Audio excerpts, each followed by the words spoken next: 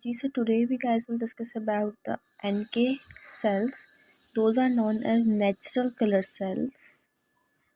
Natural killer cells. These are present inside of our body and they work as the lymphocytes, and they are also considered as WBCs, and we all know that what is the work of the WBCs. It helps us in the defense system of the body. Basically, they help to kill the especially the cancerous cells of our body, or we can say that the viral infected cells that that are present in our body, or that can be get entered by body through the external environment. We can say that these are the pathogenic cells, but also non pathogenic. What does this statement means? It means that NK cells doesn't kill or harm your own body cells, but it can harm to those that enter from the external environment. What does it mean? It means that it doesn't harm your own body cells, but can destroy or kill to those who enter from external environment. Okay, this statement belongs to this one. Okay, and it is the non-specific. It is from the non-specific one, innate system. As we know that innate immunity is the non-specific immunity of a body, and we can consider it as the intracellular and extracellular pathogens. Intracellular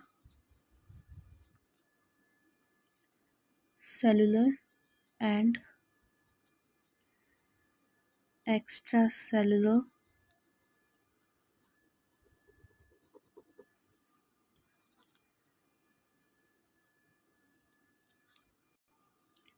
extracellular pathogen. What does it mean by intracellular and extracellular? Let me explain you this one statement too. That extracellular means that those infected cells that are present outside of the cell.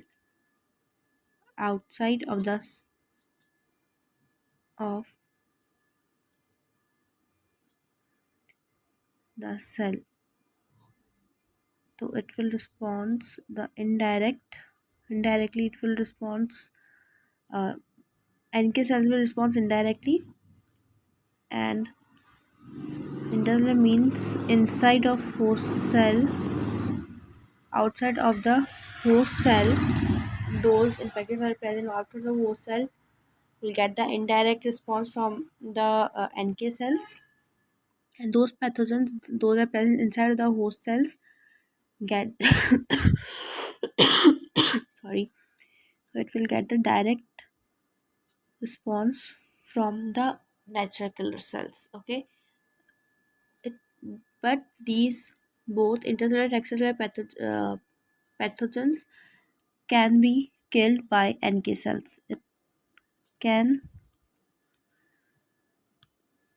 be killed. Basically, the main purpose of NK cells is to destroy the target cells or the cancerous cells that took place in the body. Destroy the cancerous cells. These are the non phagocytosic cytosis. No phagocytosis occur in this one process. Okay, let me explain you that what is the function of this one. Basically, they detect the cancer cells and infected cells, as I told you over here, and they destroy these cells. Up, the main function of this is that it determines, or it check the cell surface if any antigen is there. Okay, let me explain you with this with an example. Okay, we can take that just like a policeman checking the identity card of a person for verification of his identity or the nationality, the same as the NK cells do check on the cell surface. Okay, they check the cell surface that if any kind of antigen would be there, so they can start their activation against the infected cell. So the that antigen would be known as MHC, and which serves as the identification card cell as uh, in the story. Let me tell you that, for example, this one is the infected cell of our body. Okay, up over here, this is the surface or the cell membrane. Okay, the surface or the cell membrane of the cell. Over here, MHC is present. MHC1. MHC means major compatibility complex 1, as I have explained in my previous videos. So the MHC is present over here. Up, what will MHC will do? It will represent the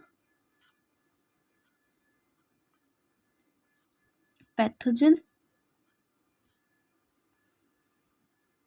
on cell membrane. Okay, so on the cell membrane, MHC will the cell membrane of the infected cell.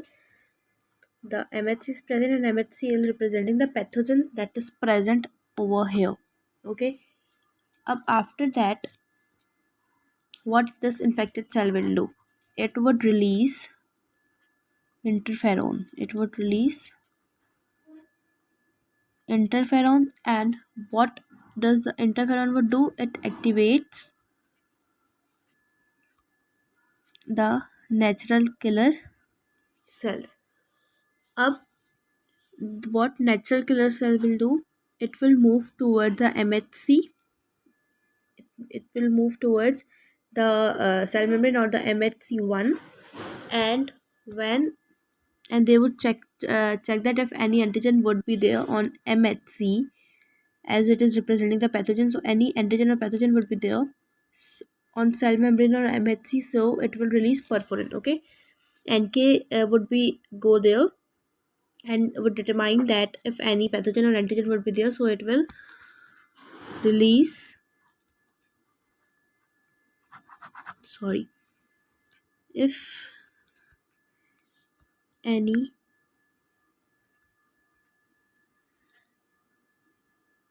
antigen would be there on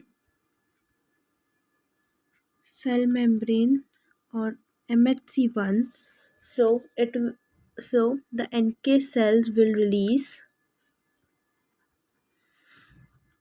NK cells will release perforin. What is perforin? Basically, perforin is a protein that will help to do perforation or holes. It is a protein that will do perforation on the cell membrane. Okay, the perforin would do perforation on the cell membrane.